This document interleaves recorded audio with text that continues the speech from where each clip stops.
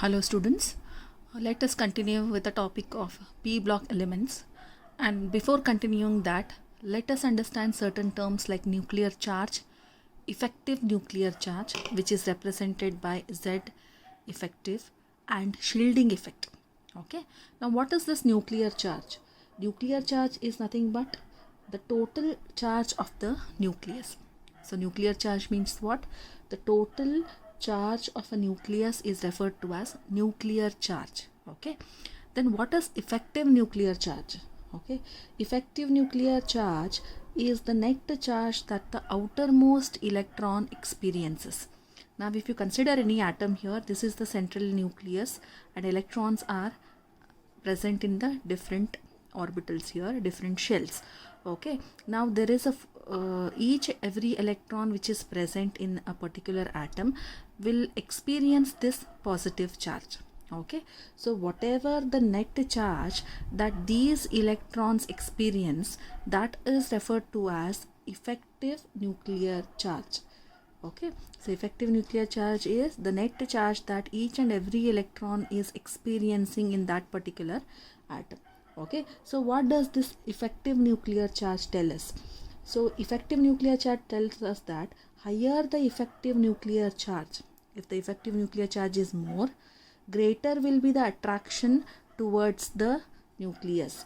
So greater will be the attraction to the electrons, and this helps. When greater force of attraction is there, what happens? The electron cloud will come closer to the nucleus, which results in smaller atomic radius. Okay, if effective nuclear charge is more means what? More influence on the electrons. Okay, more influence on the electrons.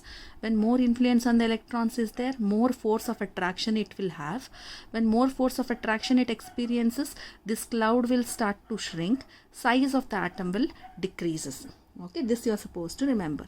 So effective nuclear charge is nothing but the electrons, whatever these electrons present in an atom experience the positive charge, the net positive charge, whatever each and every electron will experience, that is referred to as effective nuclear charge. Okay, so when effective nuclear charge is greater means what? There is a greater force of attraction between the nucleus and the electrons, and this results in shrinkage of the electron cloud and the atomic size decreases. Okay, so next we'll take up shielding effect. So what is this shielding effect? So it explains why the valence shell electrons can be easily removed from an atom. Okay, and this also explains about the atomic size.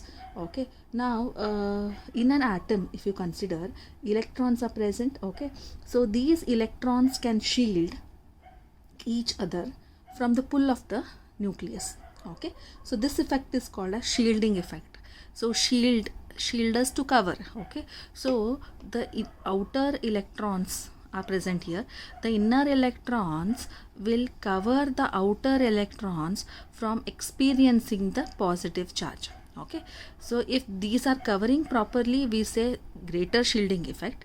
If they are not covering properly, then we call it as poor shielding effect. Okay, so what is the shielding effect? The inner electrons, whatever are present, they will cover the outer electrons from experiencing the positive charge. So this is called as shielding effect. If shielding effect is more, atomic size will increase because the outer electrons will not experience the force of electron attraction from the nucleus. So when no force of attraction is there, obviously atomic size will increase. Okay. So one thing you are supposed to remember, that if effective nuclear charge is dominating, electron cloud will shrink and atomic size will decrease. So always remember, when effective nuclear charge increases, atomic size decreases. So another thing is shielding effect increases, atomic size also will tend to increase. Greater the shielding effect, greater will be the atomic size. So these things you are supposed to remember over the entire topic of p block elements. Hello students, now let us continue with the p block elements. Now for your study you have only two group elements, that is group 13 and group 14. So group 13 elements, we all know that it is the boron family with the outer electronic configuration Ns2, Np1.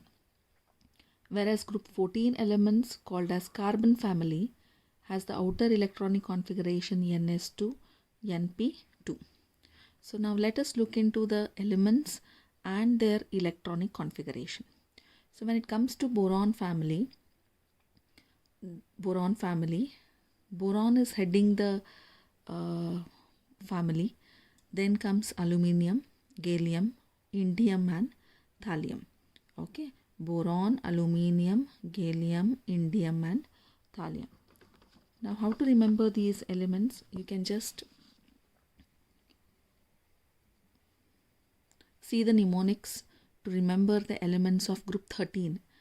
Bangan, aloo, gajar in thali.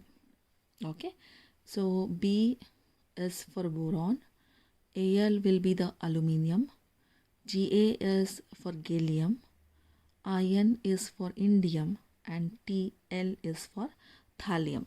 Okay, so it is bangan, aloo, gajar in thali, or you can just remember as baguette: boron, aluminium, gallium, indium and thallium. Okay, so any other mnemonics if you can use, best you can just remember that. Okay, so moving on to the electronic configuration of these elements. So we have the outer electronic configuration Ns2, Np1. So boron, it is helium, 2s2, 2p1. Aluminium, for aluminium it is neon, 3s2, 3p1. For gallium it is argon, 3d10, 4s2, 4p1. For indium it is krypton, 4d10, 5s2, 5p1. For thallium it is xenon, 4f14, 5d10, 6s2 and 6p1. Okay, so when it comes to group 14 elements, that is carbon family, which are the elements here? Carbon, silicon, germanium, tin and lead. Okay, so what is the mnemonics for this? You can just remember in this way: chemistry sir gives Sankey problems. Okay, so what is the mnemonics here? Chemistry sir gives Sankey problems. So C is for carbon, Si is for silicon, Ge is for germanium, Sn is for tin, Pb is for lead. Okay, so these are the elements of carbon family. So electronic configuration, if you take, it is helium, 2s2, 2p2 for carbon. For silicon, neon, 3s2, 3p2. Germanium, argon, 3d10, 4s2, 4p2. For tin, krypton, 4d10, 5s2, 5p2. For lead, it is xenon, 4f14, 5d10, 6s2 and 6p2. So this is the electronic configuration what you have for group 13 and group 14 elements.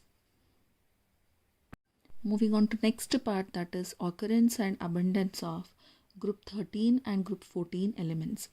Now if you consider group 13 elements, that is boron family, boron is said to be a non-metal. Rest all others are considered to be as a metals. Now boron is a very rare element and it occurs as orthoboric acid, H3BO3, borax, Na2B4O7.10H2O, kernite, Na2B4O7.4H2O, and abundance of boron is less than 0.0001% by mass. Okay, there are two isotopic forms of boron, B10 and B11. Okay, and in boron family, aluminium is said to be the third most abundant element in earth crust after oxygen and silicon. So aluminium is said to be the third most abundant element after oxygen and silicon. And minerals of aluminium are bauxite and cryolite. So minerals of aluminium are bauxite, that is Al2O3.2H2O, and cryolite Na3Al F6. Okay, now if you come to the carbon family here, so carbon and silicon are non-metals, germanium is a metalloid, tin and lead are metals. Okay, so carbon being the head of the family there. Okay, it is said to be seventh most abundant element by mass in earth crust. Carbon is said to be the seventh most abundant element by mass in earth crust, and it occurs both in free state as well as in combined state. If you consider in elemental state, it is available in the form of coal, diamond and graphite, whereas in combined state it will occur as metal carbonates, hydrocarbons and carbon dioxide in the atmosphere, carbon dioxide gas in the air. Okay, so carbon is said to be a most versatile element in the world, and we cannot imagine organic chemistry without carbon and its compounds, and it is said to be a very essential constituent of all the living organisms. Okay, so you have three isotopes of carbon: carbon 12, carbon 13 and carbon 14. So the third isotope, that is carbon 14, is said to be a radioactive isotope which is having a half-life of 5770 years, and it is used for radiocarbon dating.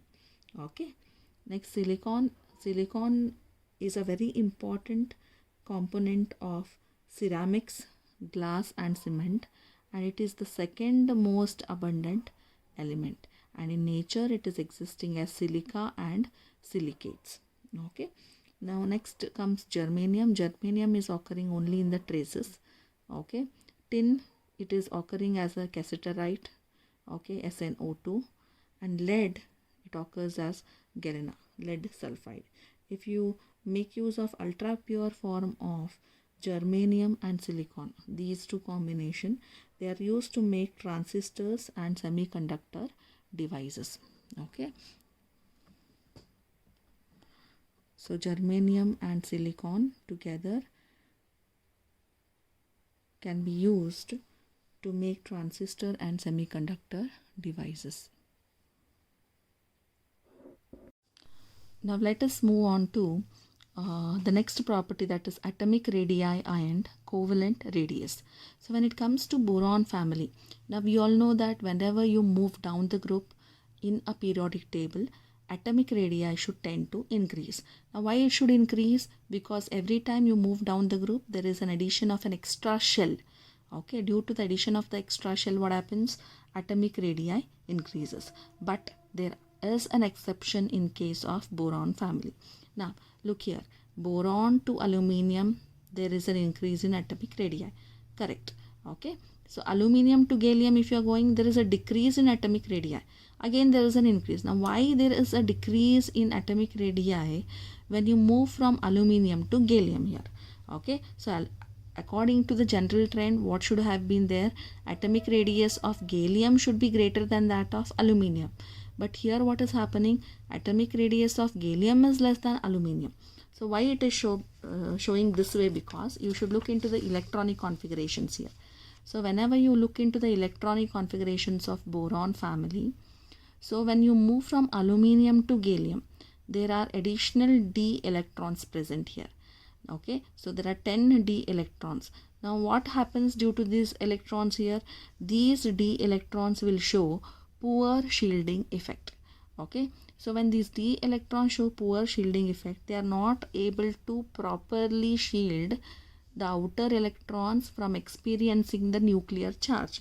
So what happens? Effective nuclear charge tends to increase. So when effective nuclear charge tends to increase, what happens to atomic size? Atomic size decreases. Okay, so when you move from aluminium to gallium, there are additional d10 electrons which are showing poor shielding effect. So due to poor shielding effect of outer electrons, what happens?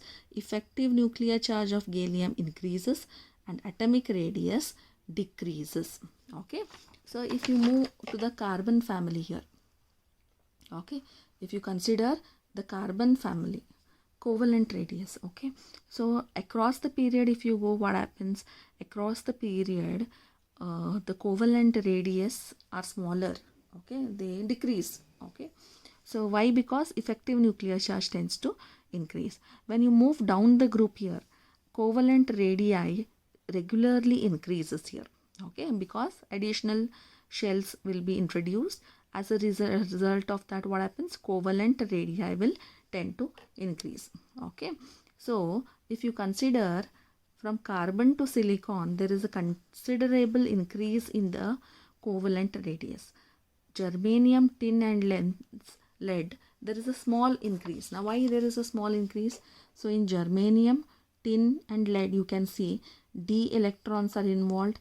Tin also d electrons are involved. For lead, in addition to d, you also have completely filled f orbitals here, okay. So d and f orbitals, they show poor shielding effect. They are showing ineffective shielding effect. So there is a small increase in the covalent radius. Next, moving on to ionization enthalpy. Now, what is this ionization enthalpy?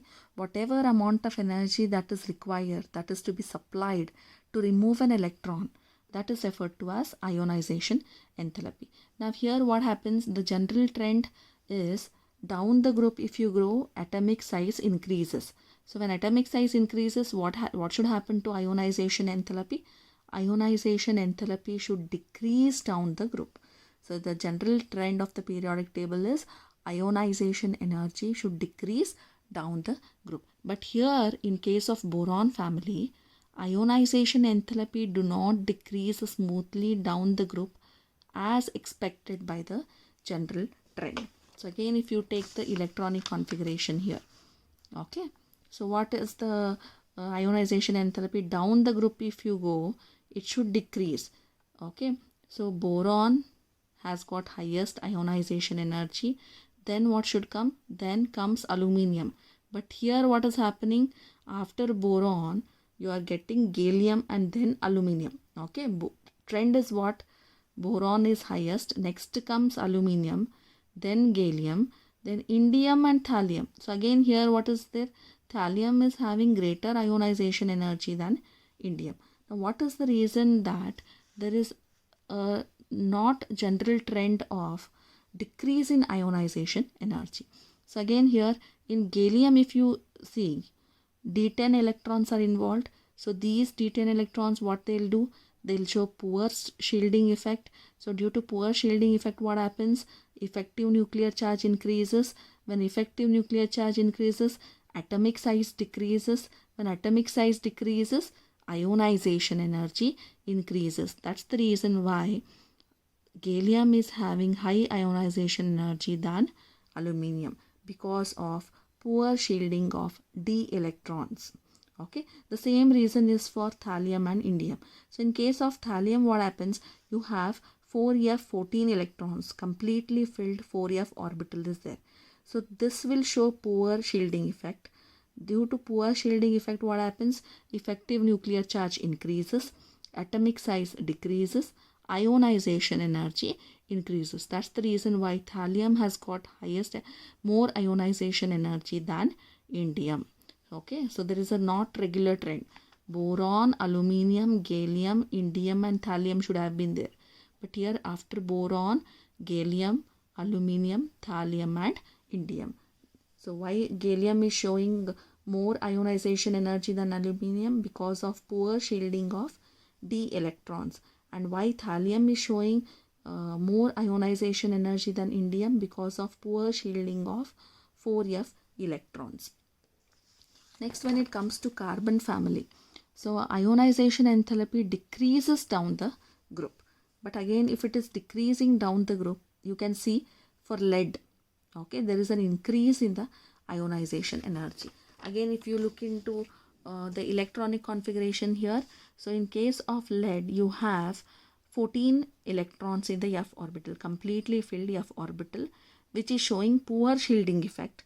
Due to this poor shielding effect, what happens? Atomic size decreases. When atomic size decreases, ionization energy increases. That's the reason why lead is having greater ionization energy than tin. Next, we'll take up electronegativity. Okay, so electronegativity is defined as the ability of an atom to attract the shared pair of electrons towards itself. Okay, so in periodic table, what is the trend for electronegativity? So across the period, if you go across the period from left to right, electronegativity increases, and when you move down the group, electronegativity decreases. Okay, so across the period, electronegativity increases. Down the group, if you go, electronegativity decreases. Okay, so electronegativity of an atom depends on two factors here. One, size of the atom, and second is magnitude of nuclear charge. And always remember that electronegativity is inversely proportional to atomic size. Smaller the atomic size, greater is the electronegativity. So for boron family, if you take down the group, electronegativity will first decrease from boron to aluminium. Okay, and then increases marginally due to poor shielding effect of d electrons. Okay, due to poor shielding of d electrons, what happens? Again, the electronegativity tends to increase. Okay, so if you take carbon family, and carbon family, the elements present in carbon family are smaller compared to that of boron family. So electronegativity will be slightly more than group 13 elements, that is boron family. So in carbon family, if you take, the electronegativity trend decreases from carbon to silicon and then remains steady afterwards. Okay, from carbon to silicon, the electronegativity decreases and later it remains steady.